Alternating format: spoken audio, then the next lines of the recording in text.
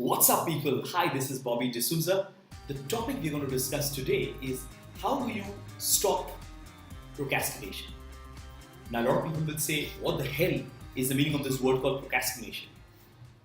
According to me, procrastination basically means you have a task that is important, but you consistently keep delaying it till it becomes a burden on your head.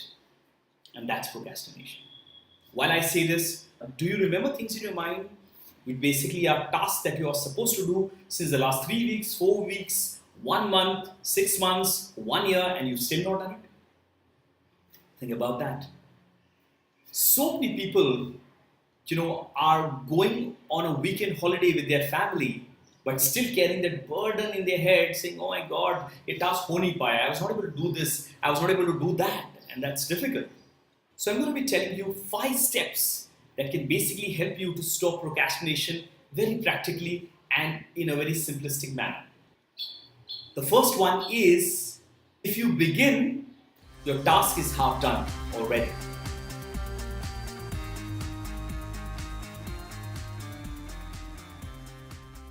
Let me explain that to you, my friends. A lot of us don't even get into action. A lot of us don't even do the hustle, and they don't even get the task done. For example, if you're writing a book, you're finishing a syllabus, you're finishing a chapter that you want to study, you have a task that your manager has given, you have to pick up some grocery, you have to paint your wall, you are supposed to buy something, you're supposed to give something back to somebody. A lot of time what happens is we don't even start, and that's one of the biggest challenges. May I just suggest, even if you don't know the entire picture, how you can do it, the best way to give you a kickstart is just to start. How do you do that? For example, if you're supposed to, write something down as a project, as an assignment, rather than worrying about, I'm going to finish it, just begin it. How do you begin it? Is basically you can just write an outline. You can just start by writing something. And when you write something, you'll be amazed at the creativity that your mind has, and automatically, your creative juices will flow in, and you will even finish the task. Let's say you're a person who wants to get fit, and you say, "Oh, how do I get up every morning?" You don't have to worry about getting up in the morning and doing this and that and that. What you simply do is rise up from your bed, wear the shoes. That's all you got to do. If you rise up from your bed and you wear the shoes, automatically your mind will be spurred and energized to get up and finally take the run as well. So that could be helpful. So number 1, more than anything else, start, begin, get into action. Even if you can't see the entire picture, do something rather than doing nothing. Number 2, don't focus on too many things. That's number 2. Don't focus on too many things. I'm going to give you an example. Thomas Edison, and most of you know him. Thomas Edison is one guy who's got so many patents, so many achievements that he's got over decades and years, right? You of course know one of his inventions is the light bulb. But do you know, an interviewer came to him and said, "Mr. Edison, tell me one thing. What is that secret ingredient that you have inside you that you're able to get so many patents, so many achievements, so many discoveries?" He said, this is what I did.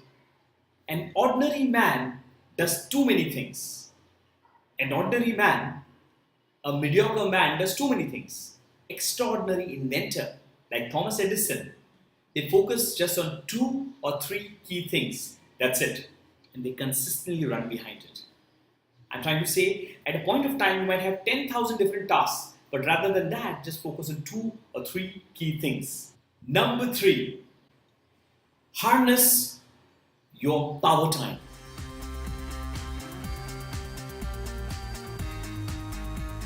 What does it mean? Let me explain that to you.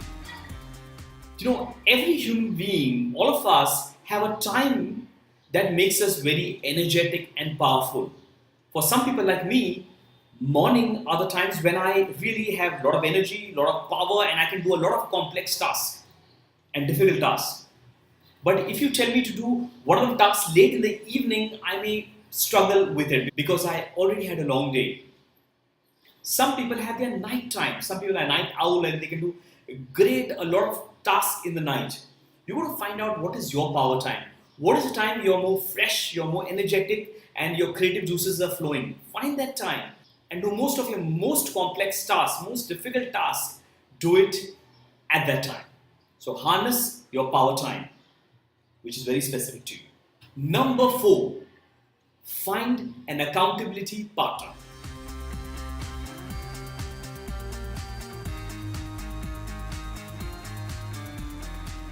What is that? Let me explain that to you. You know, a lot of us have this thought process that, I'm a self-made man. I can do it all by myself. But the reality is you've been put into this society by your creator because you need help from each other. If you got big dreams, you want to achieve big goals, you want to achieve a number of different tasks, you will need help. What do you mean by an accountability partner? If you're an entrepreneur, you're a businessman, you're a project manager, you're an employee, whatever you do, or you're a student, you've got to find somebody with whom you can share that by this weekend, this one key task or goal I want to achieve. You got to remind me and tell me whether I've done the task or not. And if I'm not done, just push me a little. You need that nudge, you need that push. But you got to find an accountability partner. Okay? It doesn't mean that you can't do any of your tasks alone, but if you have an accountability partner specifically for a task which is more complex and you've been procrastinating for a long time, it will just give you the extra nudge. Number 5.